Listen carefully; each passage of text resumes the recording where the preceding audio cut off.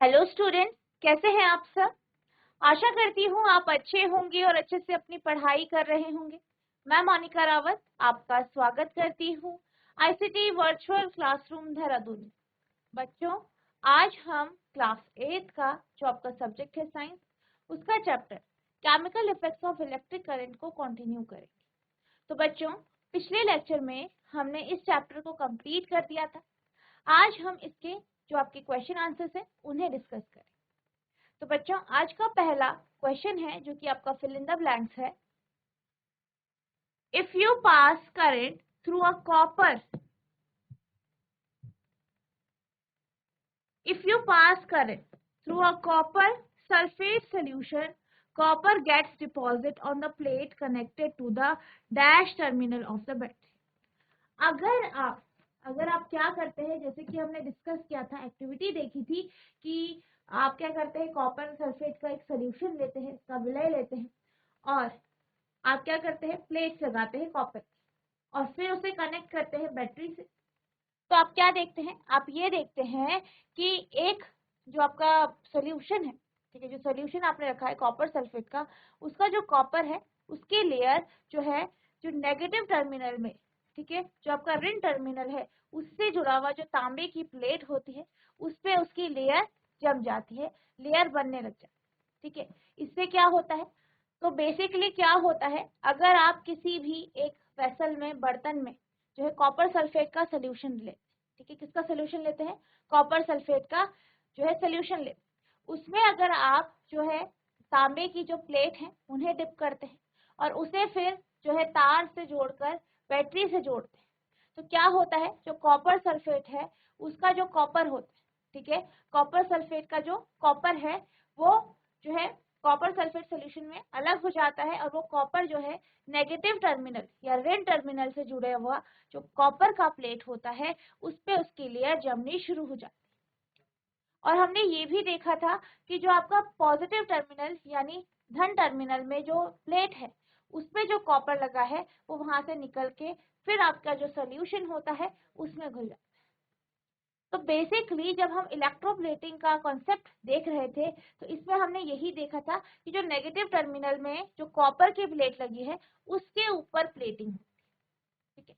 तो यहाँ पे भी आपसे इसी प्रकार से पूछा गया है कि अगर आप किसी कॉपर सल्फेट के सोल्यूशन से करंट को पास करते हैं तो जो कॉपर है, जो तांबा है, वो किस प्लेट पे जो है लग जाता है, किस प्लेट पे उसकी प्लेटिंग होती है, ठीक है। और अगर आपके जो प्लेटें हैं वो दोनों टर्मिनल से जुड़ी, तो बेसिकली जो ये प्लेटिंग होती है वो आपकी नेगेटिव टर्मिनल यानी ऋण टर्मिनल में होती है। किसमें होती है, ऋण टर्मिनल में होती है, ठीक है। तो यानी जब भी आप सॉल्यूशन कॉपर सल्फेट का सॉल्यूशन लेते हैं उस पे आप प्लेट्स डालते हैं और उस प्लेट को बैटरी से जोड़ते हैं, तो जो नेगेटिव टर्मिनल में प्लेट होती है उसके ऊपर क्या होता है, लेयरिंग बन जाती है। नेक्स्ट है the process of depositing a layer of any desired material on another material by means of electricity is called। अब आपसे ये पूछा गया है कि वह प्रक्रिया जिसमें किसी मेटल, कोई आपके पास धातु है, उस धातु के ऊपर दूसरे धातु की हम लेयर लगाते हैं, दूसरे धातु की क्या लगाते हैं, लेयर लगाते हैं। तो ऐसी प्रोसेस में हम इलेक्ट्रिसिटी का जो यूज करते हैं, यानी इस प्रोसेस में, इस प्रक्रिया में हम विद्युत धारा का प्रयोग करते हैं। यानी विद्युत धारा के माध्यम से अगर हम किसी मेटल, जो हमारे पास मेटल है, उसके ऊपर दूसरे मेटल की लेयर लगाते हैं तो इस प्रोसेस या इस प्रक्रिया को क्या कहते हैं, तो बेसिकली वह प्रोसेस जिसमें हम एक मेटल के ऊपर दूसरे मेटल की लेयर लगाते हैं और वो भी इलेक्ट्रिसिटी या विद्युत धारा के मदद से लगाते हैं, तो इस प्रोसेस को हम इलेक्ट्रोप्लेटिंग यानी विद्युत लेपन कहते हैं, ठीक है। तो अगर हम बात करें इस स्टेटमेंट की, the process of depositing a layer of any desired material on another material by means of electricity is called, तो यहाँ पे आपके पास आएगा इलेक्ट्रोप्लेटिंग यानी विद्युत लेपन।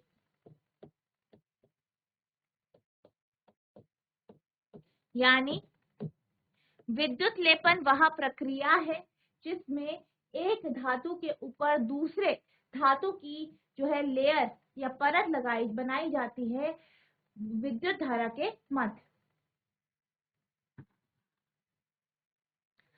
अब आपका अगला प्रश्न है, when the free end of a tester are dipped into a solution, यानी जब हम जो टेस्टर है उसके जो फ्री एंड है, खुले हुए एंड है, उनको अगर हम सोल्यूशन में डिप करते हैं, सोल्यूशन में डालते हैं, the magnetic needle shows deflection, तो क्या होता है, जो मैग्नेटिक निडल है टेस्टर में, जो कंपास है, मैग्नेटिक कंपास है, चुंबकीय कंपास है, उसकी जो सुई है वो डिफ्लेक्ट हो जाती है। ठीक है, can you explain the reason, क्या आप इस रीजन को एक्सप्लेन कर सकते हैं कि ऐसा क्यों होता है, जब भी आप किसी भी, कोई आपके पास क्या है, सोल्यूशन है, उस पे आप क्या करते हैं, आप टेस्टर की जो खुले हुए एंड है उसे डालते हैं, उसे डुबोते हैं, तो जो उसमें मैग्नेटिक कंपास होता है, उसकी जो सुई होती है, निडल होती है, वो अपने पथ से क्या हो जाती है, विक्षेप हो जाती है या फिर रिफ्लेक्ट हो जाती है। ऐसा क्यों होता है, ये आपसे पूछा। तो बेसिकली जब भी हम, जो आपका टेस्टर है, आपने पढ़ा होगा, हमने जो एक्टिविटीज डिस्कस की थी कि हम क्या करते हैं, एक मैग्नेटिक कंपास लेते हैं, उसे माचिस के डिब्बे में इस तरीके से रखते हैं, और इस पे हमने क्या किया, इस पे हमने क्या किया, जो है तार लपेट, फिर इसे हमने क्या किया, इसे कनेक्ट किया एक बैटरी से, इस तरीके से कुछ,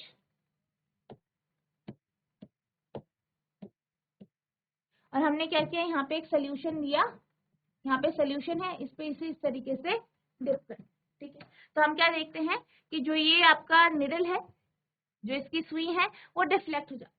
तो ऐसा क्यों होता है, अब जैसे कि आप जानते हैं कि ये क्या है, आपके पास बैटरी है। ठीक है, और बैटरी में क्या होता है, जो इलेक्ट्रिसिटी है, विद्युत धारा, वो आपके केमिकल फॉर्म में स्टोर, यानी इलेक्ट्रिसिटी का जो सोर्स है, विद्युत धारा का जो स्रोत है, वो क्या है, आपका बैटरी। अब जब हम इसे इस टेस्टर को इस सोल्यूशन में, ठीक है, इस सोल्यूशन में डालते हैं, डिप करते हैं, तो क्या होता है कि जो आपका परिपथ है वो पूर्ण हो जाता है। ठीक है, परिपथ पूर्ण हो जाता है, परिपथ पूर्ण हो जाता है, इस कारण आपका जो ये कंपास है ये डिफ्लेक्शन शो। अब परिपथ पूर्ण कब होगा, अगर ये जो लिक्विड है, ये जो आपका सोल्यूशन है, ये जो है ये आपका कंडक्टिंग होगा, यानी ये गुड कंडक्टर होगा, सुचालक होगा, तभी जाके आपका जो ये मैग्नेटिक कंपास या चुंबकीय कंपास है, इसकी सुई डिफ्लेक्ट। ठीक है, तो डिफ्लेक्शन क्या शो कर रहा है कि जो आपका ये लिक्विड है या सोल्यूशन है, ये क्या है, गुड कंडक्टर है या कंडक्टिव। अब जैसे कि हमने, जब हम पढ़ रहे थे, हमने क्या देखा था कि जो आपके सॉल्ट के सोल्यूशन होते हैं, ठीक है, आपके एसिड के सोल्यूशन होते हैं, आपके बेस के सोल्यूशन होते हैं, यानी अम्ल, क्षार, इनके जो विलयक होते हैं, या आपका जो विलयन होता है लवण का, तो ये क्या है, ये कंडक्टिंग होते हैं, ये चालक होते हैं, जिस कारण आपका जो ये परिपथ है या टेस्टर है, इसमें विद्युत धारा प्रवाहित होती है, और आपका जो ये कंपास है, चुंबकीय कंपास है, ये डिफ्लेक्शन शो कर। ठीक है, तो अगर हम बात करें इसके आंसर की, तो इसका आंसर आप इस तरीके से लिखेंगे, the compass needle shows a deflection which concludes that current is flowing through the wire। अब कंपास जो है, जो चुंबकीय कंपास है, उसकी सुई क्या कर रही है, डिफ्लेक्ट कर रही है। इसका मतलब ये है कि जो आपका सर्किट है, जो आपका परिपथ है, या जो आपका टेस्टर है, उससे विद्युत धारा प्रवाहित हो रही है। The circuit becomes complete as the free ends of the tester are immersed inside the solution। अब सर्किट या जो परिपथ है वो पूर्ण कब हुआ, जब आपने टेस्टर के जो फ्री एंड है उन्हें सोल्यूशन में डाला, सोल्यूशन में dip. So the solution is conducting solution, hence deflection is obtained in the compass needle। क्योंकि जो आपका सोल्यूशन था वो कंडक्टिंग था, ठीक है, वो क्या था, कंडक्टिंग था, उससे विद्युत धारा प्रवाहित हो रही, इसीलिए जो आपका कंपास है उसमें हमें डिफ्लेक्शन शो हुआ, यानी डिफ्लेक्शन दिख।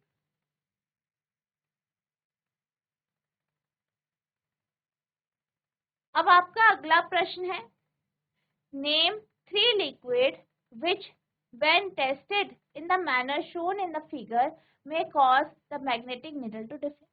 आपको बताना है, आपके पास एक फिगर है, ठीक है, आपके पास ये फिगर है, ठीक है, आप ठीक है, ये पूरा फिगर है, ये पूरे कनेक्शन है।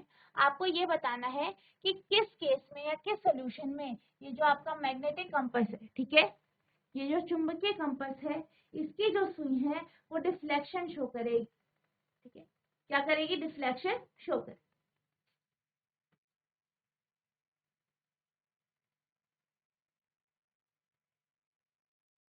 तो आपको बताना है किस किस का जो सोल्यूशन होगा, कौन सा आप लिक्विड या कौन सा जो है विलेन लेंगे या सोल्यूशन लेंगे जिसके कारण यहाँ पे आपको डिफ्लेक्शन शो हो।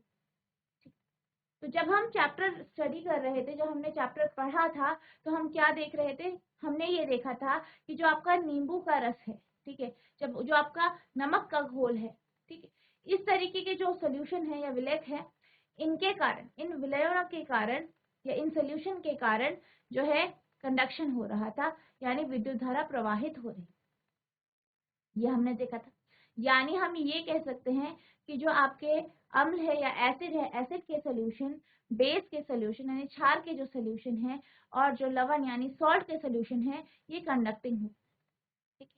तो आपको यही बताना है, 3 लिक्विड बताने हैं, ठीक है। तो इसके आप जो है उदाहरण भी दे सकते हैं, आप चाहे इस तरीके से लिखे, चाहे आप इसके उदाहरण ले सकते हैं, जैसे कि आपका नमकीन पानी हो गया, ठीक है, या समुद्र का पानी हो गया, नींबू का रस का घोल हो गया आपका, ठीक है। तो इस तरीके से आप एग्जाम्पल दे सकते हैं। तो आप इसका आंसर कुछ इस तरीके से लिखेंगे, सॉल्ट वाटर, ठीक है, लेमन जूस एंड वेजिटेबल, यानी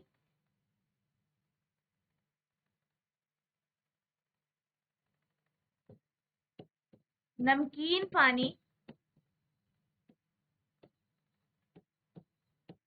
नींबू का रस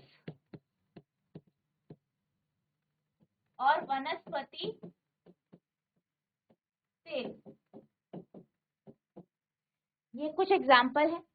These liquid can taken into a beaker to show the passage of electricity as they will show a deflection in the magnetic needle. अब क्या कहा गया है, अब ये कहा गया है कि आप इनको जो है, ये जो लिक्विड है, ठीक है, ये जो लिक्विड है, ये जो द्रव्य है, इन द्रवों को आप, इन लिक्विड यानी इन द्रवों को आप जो है बीकर में लेके जो है विद्युत धारा का जो पैसेज है, उसका जो पथ है वो दिखा सकते हैं। क्योंकि अगर आप बीकर में इनको लेते हैं, इन लिक्विड को लेते हैं, तो आपका जो ये कनेक्शन है, इसमें जो कंपास है, इसमें आपको डिफ्लेक्शन शो हो, ठीक है। तो यहाँ पे आपके पास एग्जाम्पल है, salt water, lemon juice and vegetable oil, नमकीन पानी, नींबू का रस और वनस्पति तेल या वनस्पति।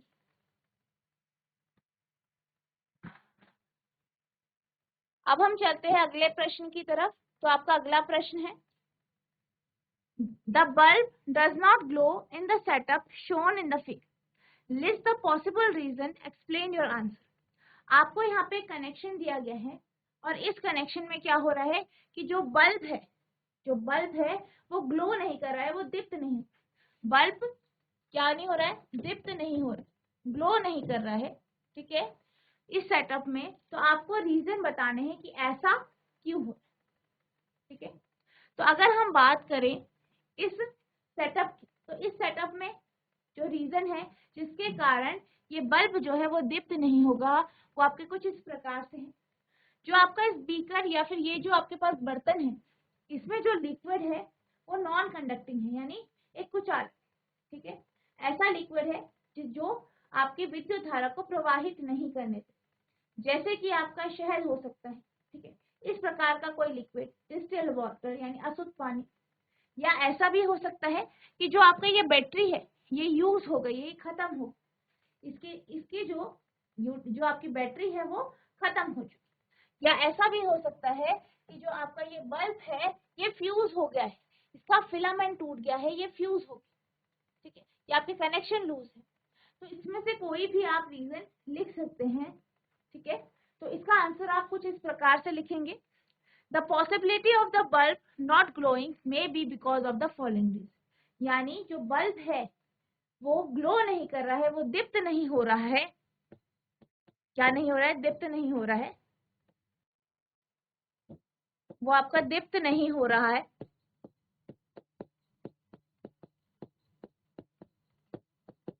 इसके जो है रीजन, इसके कारण निम्नलिखित।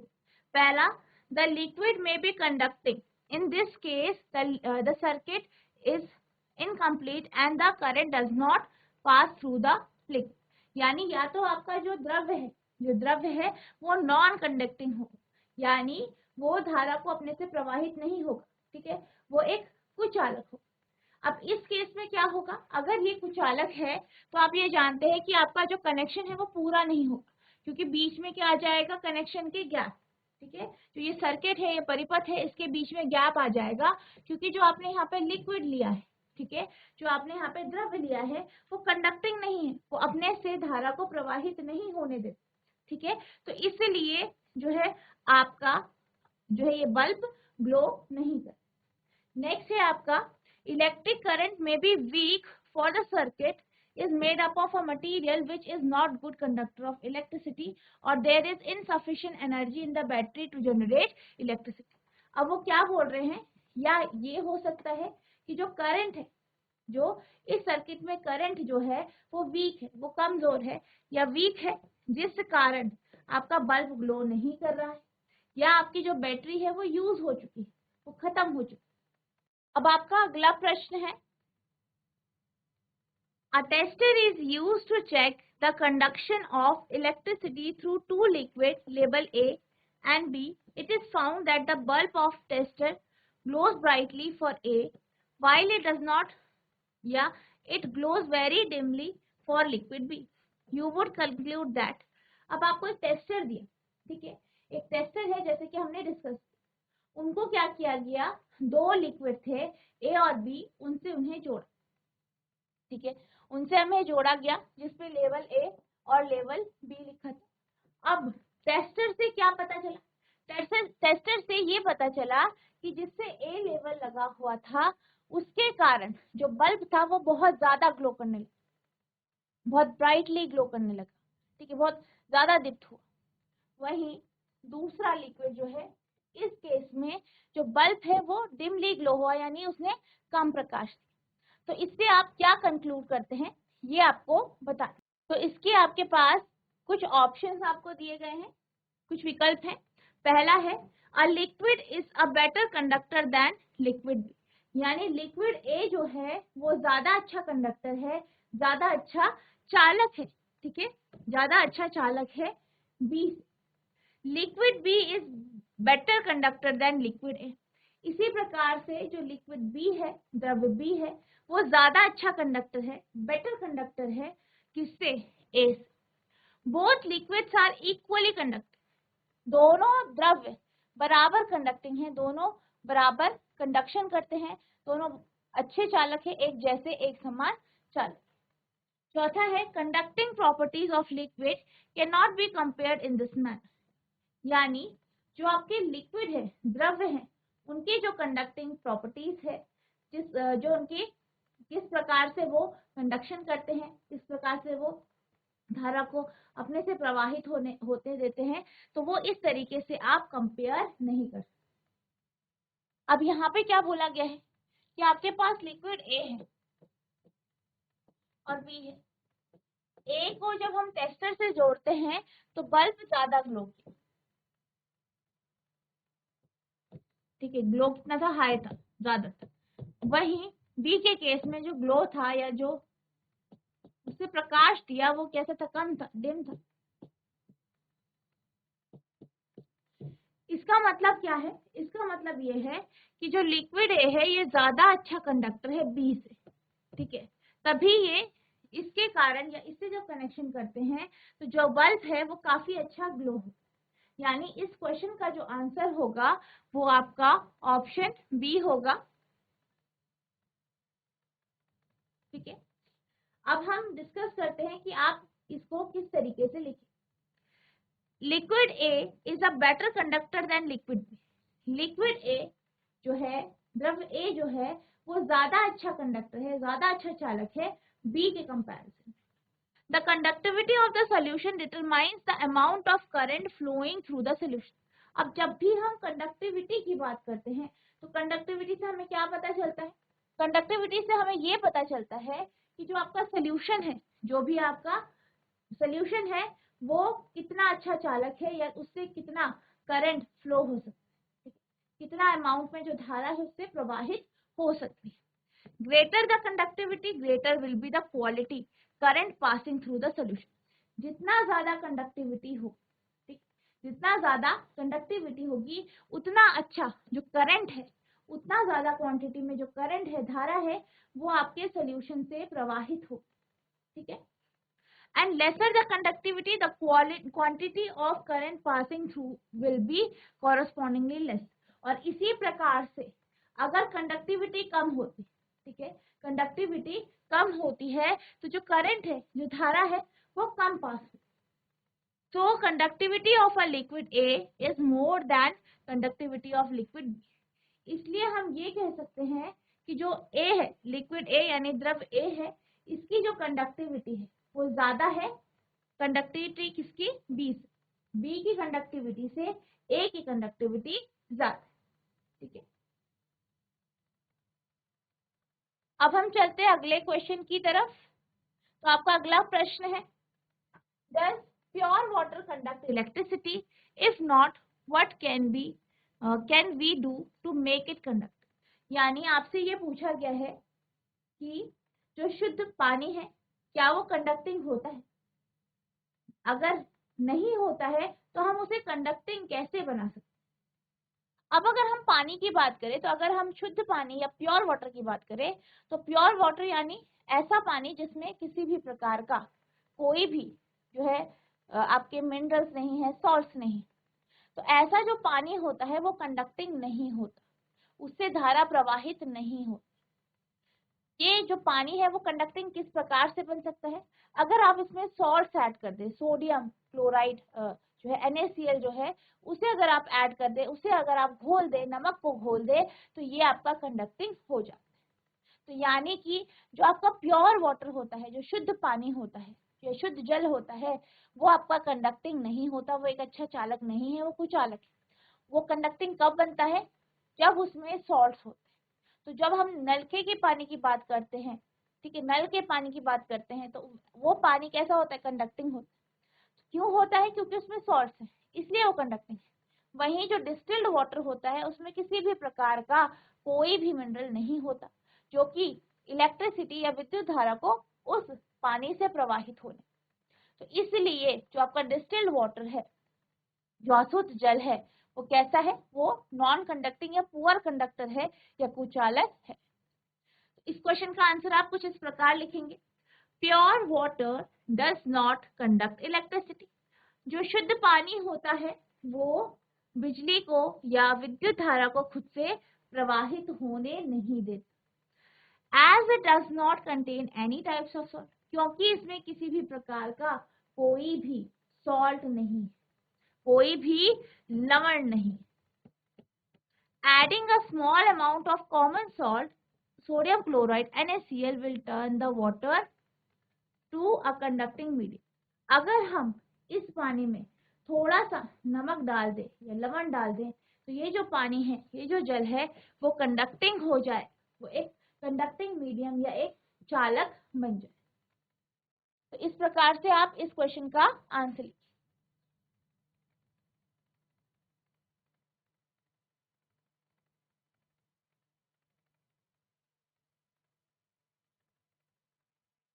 अब हम चलते हैं अगले क्वेश्चन की तरफ। तो आपका अगला क्वेश्चन है, in case of a fire, before the firemen use the water hoses that shut off the main electrical supply for the area, explain why they do this। यानी आपसे ये कहा गया है, एक फायरमैन है, ठीक है, तो उसने क्या किया? पानी, किसी घर में पानी छिड़कने से पहले उसका जो मेन सप्लाई है उसे बंद किया। आखिर उसने ऐसा क्यों किया? अगर हम बात करें पानी की, तो जो नॉर्मल पानी होता है, जैसे कि आपका टैप वाटर, उसी का उपयोग जो है आग को बुझाने में किया जाता है। अब इसमें क्या होते हैं? सॉल्ट्स होते हैं, लवण होते हैं। तो यानी ये क्या हो गया, एक कंडक्टिंग जो है लिक्विड हो गया, यानी एक ऐसा द्रव्य जो कि अपने से धारा को प्रवाहित होने देता। अगर फायरमैन मेन सप्लाई बंद नहीं करता है और डायरेक्टली पानी को छिड़कता है या पानी डालता है, तो क्या हो सकता है, अगर कहीं से लीकेज हो रही हो तो उसे करंट लग सकता है, ठीक है, जो उसके लिए बहुत ज्यादा हार्मफुल हो सकता है, ठीक है, उसकी जान जा सकती है। इसलिए वो क्या करता है, पानी को छिड़कने से पहले, पानी डालने से पहले मेन सप्लाई को बंद कर देता है। क्यों करता है, ताकि मेन सप्लाई बंद हो जाए, किसी भी प्रकार का अगर लीकेज है तो वो ना हो, और वो आसानी से अगर कहीं आग लगी है उसे बुझा सके, उसको कोई भी किसी भी प्रकार की हानि ना हो, ठीक है। तो अगर हम इस क्वेश्चन की बात करें तो इसका आंसर आप कुछ इस प्रकार से लिखेंगे, in case of a fire, अगर आग लग जाती है, फायर हो जाती है, before the fireman use the water hoses, they shut off the main electrical supply for the area because water sprayed from the hoses might conduct electricity which may come in contact with the electrical appliance. अब क्या होता है, जब भी कहीं आग लगती है तो पानी को छिड़कने से पहले जो आपके फायरमैन होते हैं उसका मेन सप्लाई बंद करते हैं। क्यों करते हैं, ताकि ताकि जो इलेक्ट्रिसिटी है या विद्युत धारा है वो पानी के कांटेक्ट में ना आए, ठीक है, which increases the chances of the electricity passing through wire. अब क्या होता है, जब ये पानी के सप्लाई में नहीं आई तो क्या होगा, आपने बंद कर दिया, मेन सप्लाई बंद कर दिया, तो इलेक्ट्रिसिटी जो है पानी के सप्लाई में नहीं आ सकती। अगर ये खुला रहा तो क्या होगा, ये पानी के सप्लाई में आएगी, जिससे क्या हो सकता है, जो फायर है, ठीक है, जो फायर है या जो पानी है, पानी से जो है करंट के चांसेस, उससे जाने के चांसेस ज्यादा बढ़ जाएंगे, जिससे क्या हो सकता है, जो फायरमैन है वो हर्ट हो सकता है, उसको चोट लग सकती है, उसको नुकसान हो सकता है। इसलिए जो फायरमैन होते हैं वो क्या करते हैं, पानी को छिड़कने से पहले मेन सप्लाई को बंद कर देते। अब आपका अगला प्रश्न है, a child staying in a coastal region tests the drinking water and also the sea water. With his test, he finds that the compass needle deflects more in the case of sea water. Can you explain the reason? अब एक बच्चा जो है वो coastal region में या तटीय इलाकों में रहता है, वो क्या करता है, वहां का जो पीने का पानी है उसे टेस्ट करता है, और जो सी वाटर है या जो सागर का पानी है उसे भी टेस्ट करता है, ठीक है, उन दोनों को वो क्या करता है, टेस्ट करता है, ठीक है, टेस्टर की मदद से टेस्ट करता है। और वे क्या देखता है कि जो सी वाटर है उसके केस में ज्यादा डिफ्लेक्शन होता है, यानी जो कंपास नीडल है, जो कंपास या चुंबकीय जो कंपास है उसकी जो सुई है वो ज्यादा डिफ्लेक्शन शो करती है, किसके केस में, आपका जो सागर का पानी है उसके केस। अब आपको इसका रीजन बताना है कि ऐसा क्यों होता है। अब जैसे कि हम बात कर रहे हैं यहाँ पे सी वाटर की और ड्रिंकिंग वाटर,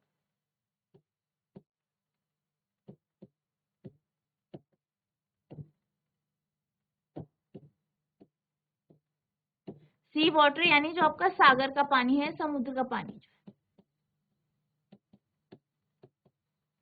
ठीक है, और ड्रिंकिंग वाटर आपका पीने का पानी, ठीक है। अब अगर हम सी वाटर की बात करें तो जो समुद्र का पानी या सागर का पानी होता है उसमें लवण या सॉल्ट की जो मात्रा होती है वो ज्यादा, लवण या जो आपके सॉल्ट्स होते हैं वो क्या होते हैं, ज्यादा होते हैं, ठीक है। वहीं अगर हम ड्रिंकिंग वाटर की बात करें या पीने के पानी की बात करें तो उस केस में लवण कम हो, ठीक है, ज्यादा लवण हमें डाइजेस्ट नहीं होंगे, हमारी बॉडी के लिए ठीक नहीं है, और उसमें क्या होते हैं, आपके कम लवण हो। वहीं समुद्र या सागर का पानी जो होता है उसमें लवण ज्यादा हो। अब यहाँ पे सॉल्ट ज्यादा है, इनका कंसंट्रेशन ज्यादा है, जिस कारण ये जो है इलेक्ट्रिसिटी को ज्यादा अच्छे से कंडक्ट कर पाते हैं, ठीक है, यानी इनसे क्या होता है, विद्युत धारा ज्यादा अच्छे से पास हो जाती है, जिस कारण हमें कंपास का जो सुई है या निडल है उसमें डिफ्लेक्शन दिखता है। वहीं जो ड्रिंकिंग वाटर या पीने का पानी होता है इसमें जो डिफ्लेक्शन होता है वो कम होता है, क्योंकि इसमें लवण कम होता है, ठीक है। इसीलिए जो आपका बच्चा है जो कोस्टल रीजन में रह रहा है वो अगर सी वाटर को टेस्ट करता है और आपका ड्रिंकिंग वाटर को टेस्ट करता है, तो क्या देखता है कि जो सी वाटर है या समुद्र या सागर का पानी है उसके केस में डिफ्लेक्शन ज्यादा हो रहा है। ये क्यों हो रहा है? लवणों के कारण, नमक, उस केस में सॉल्ट ज्यादा है, वहीं पीने के पानी के केस में सॉल्ट कम है। The amount of dissolved salt present in the sea water is more than that of drinking water.